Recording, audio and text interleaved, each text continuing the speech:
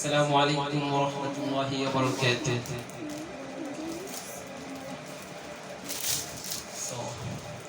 نحمده ونصلي على رسوله الكريم أما بعد فأعوذ بالله من الشيطان الرجيم بسم الله الرحمن الرحيم.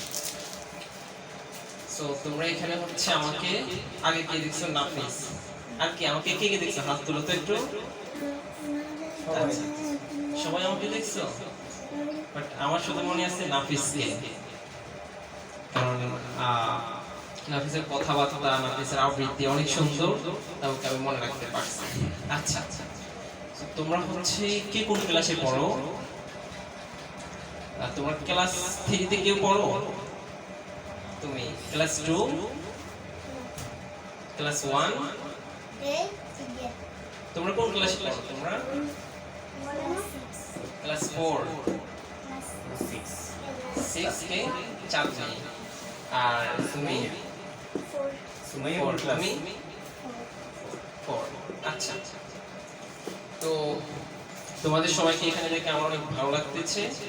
তোমরা হচ্ছে এখন থেকে যদি নিয়মিত ক্লাস করো, এগুলো প্র্যাকটিস করো, ইসলামিক গান, কবিতা আবৃত্তি, তোমরা হচ্ছে অন্যদের সাথে ইনশাআল্লাহ অনেক আগানো থাকবা।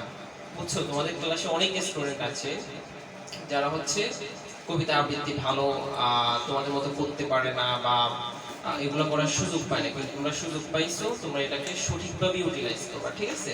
সঠিকভাবে কাজে লাগাবা। তো এই কাজে লাগানোর ফলে তোমরা হচ্ছে কি অন্যদের চেয়ে অনেক আগানো থাকবা। বুঝছো? এখানে নিয়মিত আসবা, নিয়মিত আসার ফলে তোমরা কি অনেক কিছু শিখতে পারতেছো। এই যে সবার সামনে দাঁড়িয়ে কথা বলা, সবার সামনে দাঁড়িয়ে আবৃত্তি করা, এই সুযোগটা কিন্তু অন্য কোথাও পাইতে।